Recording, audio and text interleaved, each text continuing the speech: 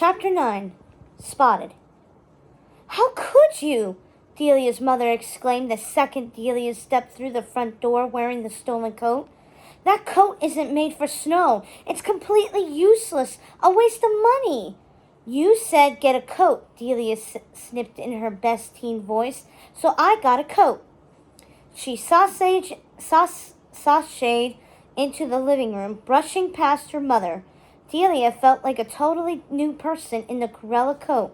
She even walked differently, like she was strutting down a runway. On the way home on the train, Delia had snapped a few selfies, and they'd come out perfect. Her skin looked flawless, her hair tamed, cascading in loose waves, and she hadn't done a single thing to fix herself up. All she'd done was shed her old coat like shedding an old skin, and slip into the Corella coat. It was like the garment had magic powers. But of course, that was impossible. Delia tried to ignore her mother's rant. The coat was everything she needed to make everything right tomorrow at school, not to mention boost her pick-perfect ranking. She ran her fingers over one sleeve, then the other, feeling the fine, downy faux fur. It really was softer than anything she'd ever touched. Well, anything other than the little puppies crawling in their pen. Her mother glared at her. "I said a practical coat. That is not practical. I'm disappointed in you. You're returning it tomorrow. You know how tight our budget is." "You sound like you're stuck on repeat," Delia shot back. "It's no wonder Dad left." They stood facing each other, angry tears glistening in their eyes. "Delia!" her mother breathed. "Mom, I'm so sorry," Delia started, seeing how much she'd hurt her mother. She knew how much her mom hated talking about her dad. Why had she even said that? "I didn't mean," but her mom stormed off, slamming her bedroom door. The house nearly vibrated from the force of it. Delia felt shocked. She was usually the one who threw the tantrums and slammed doors, not the other way around. Her mother was her rock. She always kept it together, no matter what. What was she doing storming off like that? "Even adults have hard times sometimes," Mrs. Smith said, slipping up behind her. "Your mother means well. She's just under a lot of stress. Her boss is too demanding and hard on her." Mrs. Smith handed Delia a mug of hot cocoa. She accepted it, feeling guilty. She sat down on the sofa, being careful not to drip onto her new coat, the magic of which seemed to have dissipated. Even the hot chocolate didn't make her feel better. "It's because of that stupid job that she got me into this snooty school," Delia said, her voice thick. "And I hate it there. All the girls are mean to me. They call me charity case." Tears coursed down her cheeks. She couldn't help it. Mrs. Smith stiffened up. She went over to the pen, lowering her hand into it so the puppies could lick her fingers. Delia did the same thing. "There's nothing wrong with accepting charity," Mrs. Smith said with a warm smile. "It means people care for you. That's a wonderful thing in my book. Don't let those mean girls tell you otherwise. You got into that school because you're smart. And one day, you'll see that you're better than them." "I guess you're right," Delia said, even though she didn't fully believe it. She pulled Radar into her lap. He snuggled into her arms, sleepy. The puppies had been abandoned shortly after birth, just like Delia and her mom had been abandoned by her dad. They had that in common, yet the puppies were thriving, getting more spots every day. Why couldn't she thrive too? "That little one almost didn't make it," Mrs. Smith said.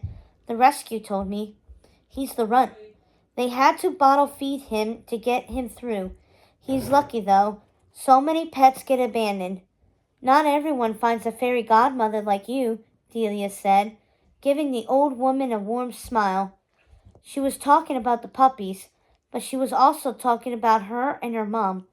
She tried to console herself by petting Radar, but then she noticed something peculiar. His fur was so soft, just like her new coat.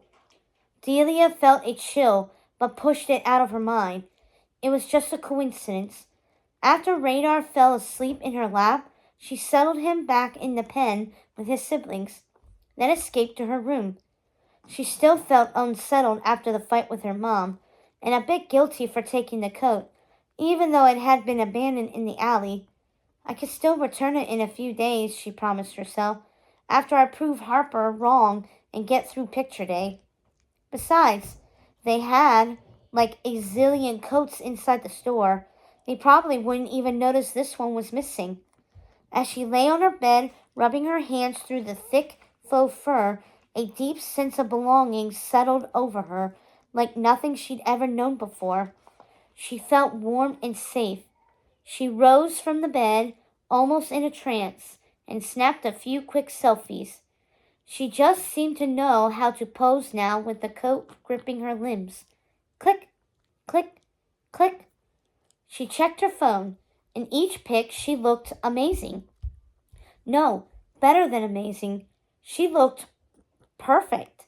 Her skin glowed, her hair was shiny and healthy looking, and the coat draped over her body effortlessly, making her look glamorous.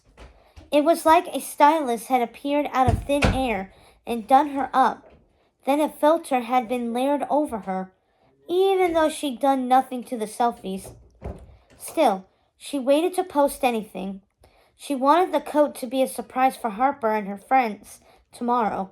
She'd wait to post until the morning, when they could see her wearing it in real life and verify it was true. Then, Harper would have to take down that horrible post. She dragged her fingers through the soft faux fur, feeling sleep tug at her, an effortless, dreamy beauty sleep. This coat would make up for everything bad that had happened to her that day. No, scratch that. Everything bad that had happened to her in her whole life. Yep, yep, yep. Delia woke to a terrible sound. The sound of puppies crying and shrieking. They sound like screaming children. She bolted out of bed and ran for the kitchen, sprinting down the stairs. But the pen was empty. No puppies. Something creaked behind her.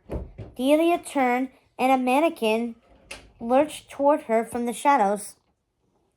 Delia screamed, cowering away from the creepy figure.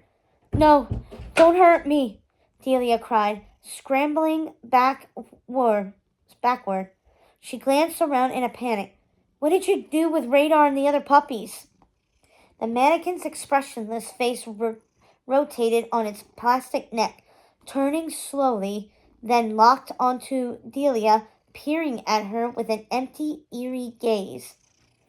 Give the coat back, thief, the mannequin said in a robotic voice. Even though its mouth remained frozen, you stole it. It doesn't belong to you. No, I'm sorry, Delia pleaded, backing away. I'll give it back tomorrow. I didn't know it was your coat. I thought somebody was throwing it away or throwing it out. I promise I'll return it. The mannequin lunged at her. Delia struggled, trying to get away, but the plastic hands moved robotically and grabbed her by the shoulders. The mannequin stared down at her with its blank, empty eye sockets. The lips didn't move, but a cackle emanated from the frozen plastic face. Delia fought harder, wrenching her body back and forth and trying to break the mannequin's grip, but it was hopeless.